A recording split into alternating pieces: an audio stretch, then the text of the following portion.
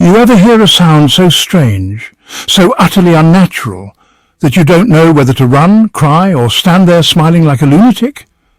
That's exactly what people felt in 1955 when they heard the Moto Guzzi V8 scream for the first time. A motorcycle, with 8 cylinders. 8. Not a car, not a plane. A two-wheeled rocket that sounded like a demonic F1 car disguised as a motorcycle. Built in a time when most bikes were barely outgrowing their bicycles with motors phase, Moto Guzzi threw down the gauntlet and said, "We're going to make something no one else dares to even dream of." And they did. They built a bike so fast, so furious, it made other race teams consider early retirement. But here's the kicker. After just a handful of races, it vanished, shelved, locked away like a secret too dangerous to share. Smash that subscribe button like you're trying to kickstart this V8 beast in the middle of a snowstorm. Because what you're about to hear will make you question why this legendary motorcycle was hidden from the world for decades. And by the time we reach the end of this story, you'll understand why no one has dared to follow in its footsteps. And maybe why they should. In post-war Italy, Moto Guzzi was already an icon. They had success in racing, reputation in engineering, and just the right amount of madness to do something revolutionary. And by revolutionary, I mean borderline clinically insane. In 1954, engineer Giulio Cesare Carcano, part engineer, part wizard, was tasked with developing a 500cc race bike that could take on MV Agusta and Gilera. But instead of following convention with a single cylinder or twin engine, Carcano pointed at the V8 engine sitting in a Maserati and went, "Why not?" Thus, the Moto Guzzi Otto Cilindri was born. Otto Cilindri literally means 8 cylinders in Italian. And it packed a 499cc DOHC water-cooled V8 engine, 78 horsepower at 12,000 revolutions per minute, a weight of only 45 kilograms, 99 pounds, for the engine. A top speed of 275 kilometers per h, 171 oomph, in 1956. It was paired with a 4-speed transmission, a double cradle frame, and drum brakes, because disc brakes hadn't shown up to the party yet. Now I know what you're thinking. 78 horsepower isn't much. But remember, this was nearly double what its rivals were producing. In 1955, 78 horses in a bike that barely weighed 150 kilograms total was like strapping a Saturn V rocket to a broomstick. But with great power comes some serious problems. And as we'll soon see, even the bravest riders thought twice before throwing a leg over this beast. Let's talk about what it was like to ride this thing. And yes, it's every bit as terrifying as it sounds. Legendary racer Bill Lomas, who had previously won world championships, was among the first to test the bike. When asked about the V8, his words were cautiously optimistic. He said, "It was very fast. When it worked, nothing could touch it. But it rarely worked." The V8 engine was a technical masterpiece, but also an electrical nightmare. Imagine having to tune 8 carburetors, each the size of a toddler's fist, and sync them perfectly.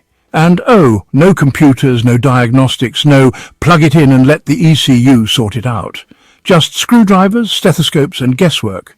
The cooling system, water-cooled, very rare in that era, but it was prone to leaks. The ignition system, hand-built and delicate. The throttle response, like a wild stallion trying to break its reins.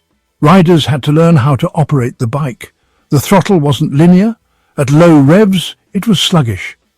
But once past 8,000 revolutions per minute, it turned into an Italian werewolf with caffeine poisoning.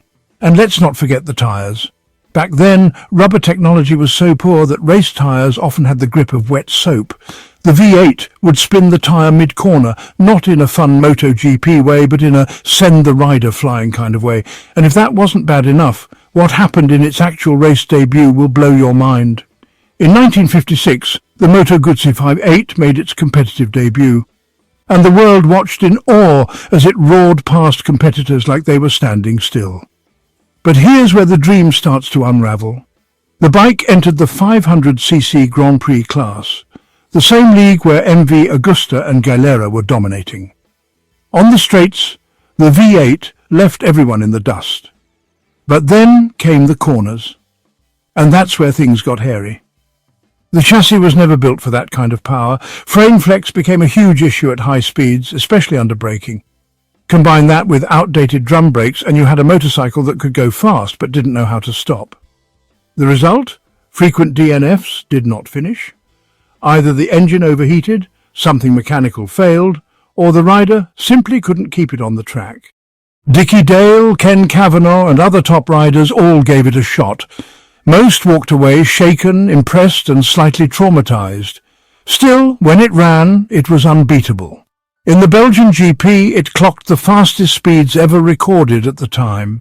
The roar of that V8 through the trees of Spa was so loud it reportedly triggered false alarms from nearby Air Force bases.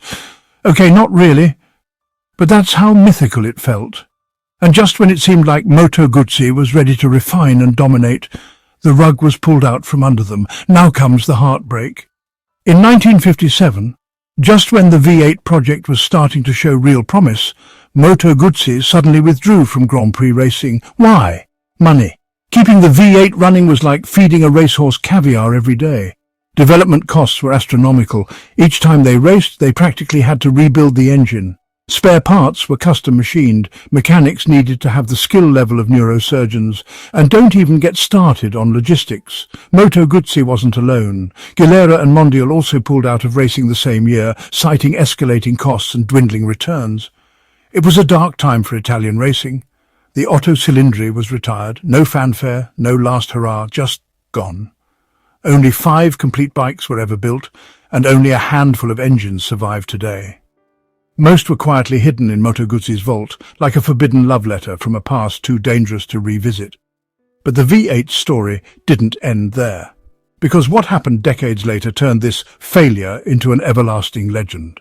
For a bike that never won a championship, the Moto Guzzi V8 has become one of the most legendary race machines of all time. Why? Because it dared. It dared to think differently. It dared to be bold. And it dared to reach for something the world simply wasn't ready for. Today, the remaining Guzzi V8S live in museums, including the Moto Guzzi Museum in Mandello del Lario. Every time the bike is fired up for a demonstration, crowds gather just to hear that unique V8 sound, an unholy mix of Ferrari, Banshee and espresso machine. Replicas have also been built by passionate engineers, often taking years to complete. These bikes don't race, they perform. And when they do, jaws hit the floor. Moto Guzzi as a company still wears the V8 badge like a crown. Not because it was successful, but because it was audacious. But here's the crazy part. Even in the 21st century, no one has built anything like it. Why not? You'd think by now, with modern tech, someone would have built a modern Moto Guzzi V8, but no one has. Why? Complexity, cost, fear. And let's be real, most manufacturers today would rather sell 10,000 commuter bikes than one fire-breathing V8. But here's the thing, we have the tech now. We have computer-controlled fuel injection, lightweight carbon fiber frames, AI-assisted traction control, high-grip tires that could stick to a ceiling. A modern V8 bike would not only be possible, it would be tameable. Companies like Kawasaki have experimented with superchargers. Ducati has their V4S. But no one's ever gone full V8 again. Maybe they should. Moto Guzzi themselves have hinted at reviving the spirit of the V8 in future projects, but it's all rumours so far. No prototype, no leaks, just speculation and hope. So what does the Moto Guzzi V8 really teach us? The Guzzi V8 wasn't just a bike, it was a statement that said, why not? When everyone else was saying, that's impossible. It broke the rules, ignored the naysayers, and roared ahead into a future no one was ready for. And even though it didn't win a championship, it won something far greater. Immortality. It's still talked about, still admired, still feared. Because sometimes being first doesn't mean being best. It means being brave. So, what happened to the Moto Guzzi V8? It came, it roared, it terrified, and it vanished. But it never really died. It lives on in the hearts of engineers, in the halls of museums and in the imaginations of everyone who hears its story. It teaches us to dream big, to try what others won't, to build the impossible, even if it doesn't work out perfectly the first time, because greatness isn't always measured in trophies. Sometimes it's measured in the echoes of an engine that the world still talks about 70 years later.